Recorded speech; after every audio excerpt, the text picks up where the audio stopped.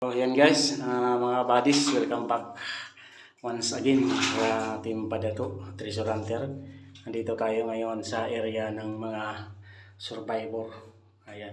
So ito yung site nila. Makikita natin yung site na to. Ayan. Pader diyan, makinis. Papunta doon, pader. Pader yan na makinis. Makikita nyo yan. Ito yung ceiling na kulay itim. Yan. May halos yan na anti-radiation. Ito, semento yan. Pati yung sa dulo, semento din yan. So hindi pa yan natapos ito. Pader yan, natabo na pader, hindi pa rin natapos. Yan yung original na pader, papunta ron. Yan. Papasok doon sa loob, doon sa dulo. So pagdating dito sa dulo, yan mga baris, makikita nyo. Yan yung semento na yan. Yan yung semento na portion yan dyan. Diyan tayo bali dadaan. So yung pader na yan, kung makikita natin, pa-curve na siya. Nagpa-portion na siya ng paliko. Yung makikita natin to, yung tambak. Kasi tambak pa kasi, hindi pa ito nalalaman. Yung pader na to sa dulo, portion na yung paliko yan. So, diyan tayo dadaan. Kasi dyan yung ano natin alignment ng code secrecy alignment, layer secrecy. So dito natin nakuha yung bato na letter C. Ito yung pinagkuhanan natin na mayroon pang shell. Ayan. So dito, so pinumpas natin saan siya naka-alignment. Ayan, kung makikita natin, papunta roon sa papasukan natin. Ayan, yan mismo. Ayan mga buddies. Ayan. So, ito buddies, papasok tayo dyan. Kung makikita natin yan, sa lubong na siya dito, nag-lock na siya, naka-lock point na siya dyan. Ibig sabihin, huwag nyo nang galawin yan, hindi na kailangan gagalawin yan. So dito, baba tayo, kasi andito yung daanan, andito yung susi sa taas, yung susi na HTM, nandito nakalagay, tapos yung ulo ng aso, dyan nakaturo. Pati yung may gloves na kamay, dyan yung nakaturo, at saka yung isang daliri na nakaturo dyan. So dyan mismo, sa bandang kanan, yan siya nakapisto. So dyan tayo papasok sa area na yan. Yan.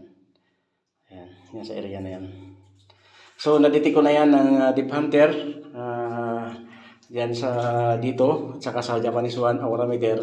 So hindi natin napakita kasi gawa ng itong cellphone na to, nandito yung apps. Kaya hindi natin makita yung paano po detect. Pero yan, in fairness, bago natin dinetect, binasa muna natin yung mga alignment, mga code layer secrecy, mga layout secrecy na tinatawag, at saka mga HTM. So bago natin yan dinitik ng gamit natin. So 100% muna tayo sa ating pagbasa ng code layer secrecy, at saka color secrecy, layout secrecy, at saka mga HTM secrecy.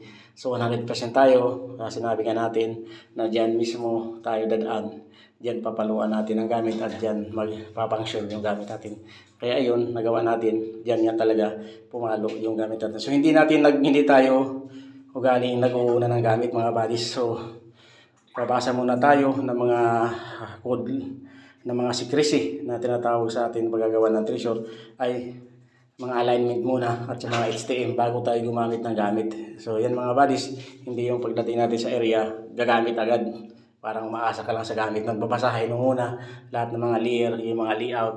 Tulad yan, may mga lock niya, hindi na siya pwedeng gagalawin. So nag-adjust na tayo dito kasi ayon sa marker, dito na tayo bababa. So ibig sabihin, yung aso na nakaupo, ibig sabihin noon, uupo tayo na bahagya dito, magda-down tayo para makapasok dun sa loob. Doon sa loob yung target natin, kung ano may next na target natin, ayon doon sa HTM na code secrecy na makikita natin. So sundan natin mga buddies, huwag tayo mainip. Ganun talaga ang pag-treasure. By step yan. Hindi pwede na pasok ka ng pasok. Kung pasok ka ng pasok, mga katulad tayo mga buddies, mga ating hindi alam nila na nagbabardown, natatabunan. So tayo, dumadaan tayo sa tamang proseso. Hindi tayo magmamadali. Yan ang tandaan niyo mga buddies. Huwag kayong magmadali sa paghuhukay kasi buhay ang kapalit niyan. So tingnan natin na maigi yung safety ng bawat isa na maghuhukay dito. Maghuhukay sa mga tao na dito. So kailangan safety ang bawat isa.